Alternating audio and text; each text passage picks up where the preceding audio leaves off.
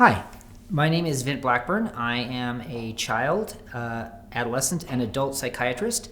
I do mostly private practice, but I'm also an assistant professor for the University of Pittsburgh Medical Center, as well as Western Psychiatric Institute and Clinic. I also work for the Resolve Crisis Center, and as part of my teaching, one of the things I'm asked to do quite often is to do a lecture on suicide assessment. I was really thinking about this because with COVID-19 and the political situation and all of the stress going on right now, we've actually seen a spike in suicides and attempts.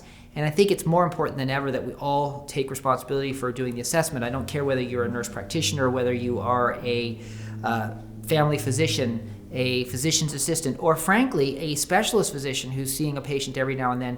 Really, we ought to all be screening. It's an easy process.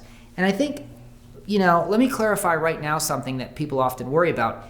We always worry, like, if we ask, are we going to increase the chances? And this is categorically not the case. It's been demonstrated in research now. Gould in 2005 pretty much demonstrated that asking does not put the idea in someone's head.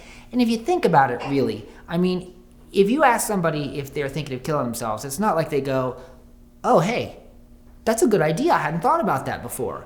The reality is you don't plant it, but if you don't ask it, you're also very unlikely to get the answer.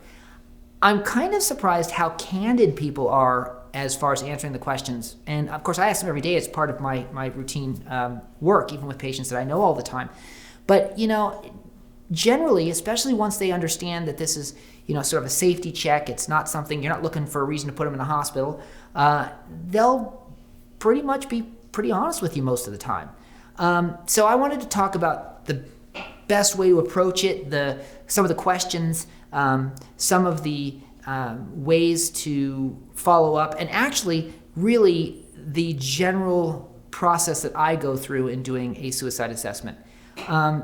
It doesn't take long, but one thing to keep in mind is it's kind of one question follows the other. So, if you ask somebody, gee, do you ever think about killing yourself, or do you ever wish you were dead? And they look at you like, no, you're pretty much done. It's that straightforward. But when the answer is, yeah, it's been a really rough year, and I'll tell you, sometimes I just think I'd be better off dead, or I wish I wouldn't wake up in the morning. Then we're going to start thinking a little bit more about furthering the question set. So I want to give you a sense of how to kind of proceed. And of course, I also want to remind you, this is something that as a psychiatrist I do all the time. As an emergency room psychiatrist or working with Resolve, I may be working with people at very high risk, or even in my practice, I have a lot of patients who are at constant high risk. So I have a different threshold for making a decision as to whether to phone a friend or send them off to the hospital. I think that if you would just sort of trust your instinct and listen to some of the ideas I have here, you will be better off knowing when to push a little further or when to pursue perhaps an evaluation at an emergency room. So I think it's important to realize that it's a spectrum. It is not something that is binary. It's not an either or. You're either suicidal or you're not. It ranges all the way from a low-risk situation such as passive death wish or maybe even a morbid personality all the way up to completed suicide. And I'd like us to kind of talk about the steps along the way so that you can begin to realize at what point do you want to take it a little bit further. So once again, if I haven't said it once, I'll say it 1,000 times. Ask, okay? Once again, does not increase risk. Ask in different ways. Also, approach it in, an appropriate fashion, whether it's age appropriate with young kids. I often say, hey, do you ever often just wish you didn't exist anymore, or think, your family would be better if you were gone? And, you'll get the runaway questions and everything else, all the way right up to looking at an adult right in the eye and say, now listen, I ask this of everybody. This is just kind of a screening question, but do you ever wish you were dead, or do you ever think about killing yourself? If I'm not very dramatic about it, they tend to be less anxious about answering the question. So at the lowest end of the spectrum is morbid thoughts, really. Back in my day, it was the kind of the goth kids, black eyeliner and mohawks, and I guess now emo and whatever new particular permutation is coming in. Skulls are in, kind of some death symbols as kind of a way that they dress. That, certainly should prompt us to ask the question, and maybe even just like, hey, I noticed you got a lot of skulls. Do you think about killing yourself or wish you were dead? And most of the time the answer will be no. It's just a style. It's just a thing. But, it's something to keep aware of, but not to freak out about. Blues, people are sad, it's so hard to go on sometimes. I've been stuck in the house now for months, and I haven't been able to go out and see my friends, and sometimes I think I'd be better off dead. So what's passive death wish versus an active suicidal ideation? And that's a really good thing to know the difference of. I ask the question this way. I say, look, if you were out walking down the street and you saw a bus and thought, God, if that bus jumped the curb and hit me, I just wouldn't care. That's passive death wish, If I woke up dead, it would be all right. I'm going to go out and find a bus and jump in front of it. I'm so miserable. That's suicidal ideation. They're very different. Passive death wish is never a reason for me to hospitalize somebody. It may be a reason for me to get them off for therapy or refer to a psychiatrist, because it certainly does sound like there may be some developing depression, or maybe even start an SSRI if you're, a family practice physician or any physician. But the reality is that's a low end of the spectrum. So what's next on the spectrum, though? Now there's sort of these things of like, yeah, I've been having thoughts of killing myself. I've been having thoughts about it. One thing I also want to point out here, and I think it's another good branch point and a point for us to think about, is there's something called ego dystonic thoughts, and that simply means they make us feel bad when we think about them, versus ego syntonic thoughts that make us feel good or comfortable or relaxed. And, in OCD is very common, and it's actually one of the things where people will have these ego dystonic or intrusive thoughts, and they'll tell you, yeah, I often think about killing myself, or I sometimes see myself killing myself, or sometimes I worry that I'm going to hurt my family. And you start asking the question, whoa,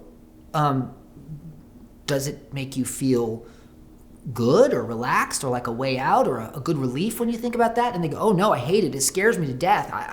I'm afraid I'm going to do it. Those are ego dystonic and much more likely to be intrusive thoughts along the lines of OCD. Really a very different situation, and also very low risk for actually acting on them in general. We all have that experience. You stand at the top of a cliff and you start getting that kind of freaked out feeling of how easy it would be to just step off, and then you get that nervous feeling in the back of your neck and you have to back away from the cliff. You're not going to jump off the cliff. As a matter of fact, your protective factor is giving you that kind of fear of heights feeling. That's the intrusive thought that comes because it's sort of presented there. But then you get the people who say it would be a relief. I would feel better. I would feel like my family would be better off. I would be better off. My kids would be better off. Now we're starting to feel this relief at the idea of killing ourselves. That's ego syntonic. That's when I'm starting to worry. And that's when we start saying that this is probably truly a suicidal ideation. Now, does that mean I immediately say, oh, let's get you off to the emergency room? No. For me, a lot of my population they live there. They live chronically suicidal. They live in that place of wanting to be dead all the time. But I need to find out if there's more to it at that point. And feel free, follow the questions. One of the questions is, have you been thinking about a way to do it? Do you have a plan? Do you have an idea? But the reality is, they'll tell you. If they have a plan, believe me, they'll start to tell it to you. And, I've been thinking about taking my pills. I've been thinking about jumping in front of a bus. I've been thinking about, shooting myself. In Pittsburgh, the city of bridges, where we have hundreds of bridges, many very tall, the kind of plan du jour is I'm going to take the bridge. And that's usually less risky to me because it's such a kind of a common statement versus a really thought out plan. But it's still a plan. And so I have to start thinking, a little bit more carefully. Once again, my next question is, well, do you intend to do it? Because it's one thing to have a plan. Well, I've been thinking about it for a long time, but I'm not going to do it. I wouldn't really act on it. Here's when I really want to start asking about protective factors. And protective factors are important. What is it that keeps them from acting on these thoughts? I tend to ask it this way. I say, well, you've been thinking about the possibility of killing yourself or taking your life. What keeps you alive? I tend to put it in a positive spin as opposed to why don't you kill yourself? But I say, what keeps you alive? And the quicker they answer, the more answers they give you, the less concerned I am. If they say, I couldn't do that to other people. I couldn't do that to my kids. I'm highly religious and I'm afraid I would go to hell. I'm very, very scared of death and I certainly, I'm worried about it. I'm afraid I might get it wrong. I hear that often, which is kind of interesting. But I still want to build up a protective package. And I write these down. I document these. And the more protective factors they have and the easier they come to them, the less concerned I am as well. So that's a really important part of the assessment. What are their protective factors and what keeps them from actually acting on these thoughts? Now, when they say they intend to, I don't think I can keep myself safe. I'm really thinking a lot about this. I'm really thinking about how this would feel better, how this would be a relief. And they're not giving me protective factors. Now, here's the point where I think everybody ought to be thinking, maybe we need to get a full assessment at an emergency room. Certainly, if you're not a psychiatrist who is used to working with this population and you don't know the person well and know what their tendencies are, we're now past the point where we need to move ahead and get an evaluation with a psychiatrist or an emergency room. Now, something I always want to know, especially in my population, and then when we start talking about this, is have you ever had an actual attempt in your past? A history of it makes me much more worried. And then I'm also interested about that attempt because there is an aborted attempt. An aborted attempt is someone who's actually stopped themselves. They decided they had the pills in their hand, but they decided not to take them. Or they, tied the rope, but they didn't go through with it. They decided that something protected them. That's still scary, and it's very, very worrisome. But it's less worrisome than the interrupted attempt. And the interrupted attempt is when somebody actually has to intervene physically and actually keep them from acting on these suicidal thoughts. At that point, there's almost no situation in which I wouldn't be hospitalizing that individual. I've had patients who have had aborted attempts, and I know them well, and I know that was actually demonstration of their protective factors or demonstration of their desire to live. But we're really at a danger zone when we get up in this level. But an interrupted attempt is somebody who they're gonna have to prove otherwise that they don't want to die at this point, and we're going to be hospitalizing. I want to take a second to talk about another really high risk situation that we don't take into consideration, and that's the combination of intoxication and means. And, whenever anybody's intoxicated, alcohol's absolutely one of the worst, honestly. Their inhibition drops, and protective factors may be a lot less at play. And it's especially scary if they have ready means at hand. The scariest thing to me is somebody really intoxicated who has a loaded gun and decides they're done. That's, unfortunately, some of the most common completed suicides that I've actually encountered. And so, in these kinds of situations, it's also important, especially if we have any worry about the patient's mental health or their depressive levels or things, to ask about means. It's a hard conversation, and I am very careful to take any politics out of this conversation. This is not about anything except, you're kind of suicidal. You have me worried, and you have a loaded gun or several loaded guns. Would it be okay to give those guns to your brother or your neighbor or a friend to hold on to while we do some safety planning and maybe get you back better and get you feeling better? That's not a conversation I mind having. I'll have that. It's about getting rid of the access to that quick means that's important. So anytime you're seeing a situation with intoxication in combinations with easy lethality, you really need to be extra cautious and extra clear. Kind of the last thing I want to say is, regarding confidentiality. I take confidentiality extremely seriously. And I always tell my patients, especially when I'm just getting to know them, especially when I'm about to ask these really hard questions, I say, there's really only 3 things if you're an adolescent, actually, under 18, only 2 if you're an adult. There's only 3 things that I would feel obligated to break confidentiality for. 1, if you cannot keep yourself safe and I'm afraid you're going to kill yourself, I will contact a support person, parents, spouse. I will make sure that somebody knows that you're at risk. That's a given. 2, the danger to someone else, and that's a totally different conversation. But if you feel like somebody is a danger to someone else, the duty to warn allows you and actually requires you to break confidentiality. And then if the patient's under 18, of course, any abuse situation is a mandatory reporting, and I will. But other than that, I pretty much am going to keep it confidential. So it's that line of comfort. When I start getting uncomfortable, we get to that point of, okay, now I need to do something else. Tell a partner, phone a friend. And of course, I always provide contact for the nearest crisis service.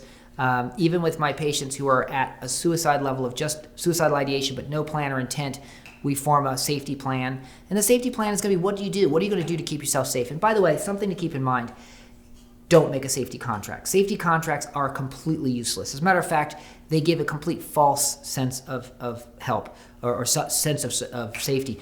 We often document. I'm trying to get most of the practitioners I work with to stop documenting contracted for safety, because it's this thing where you'll get them to promise to be safe.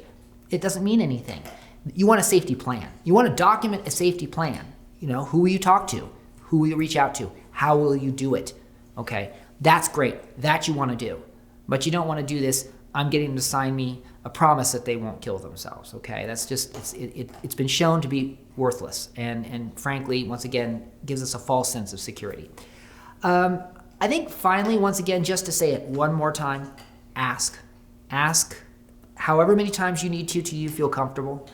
And just, if you know the patient, use that about it. If you don't and you're worried, phone a friend. I hope this has been helpful. If there are, any questions, I'm always available by email to answer what I can. Obviously, I'm more about just learning, and I think that it's important for you to go out and learn as much as you can. And I, once again, hope this has been helpful.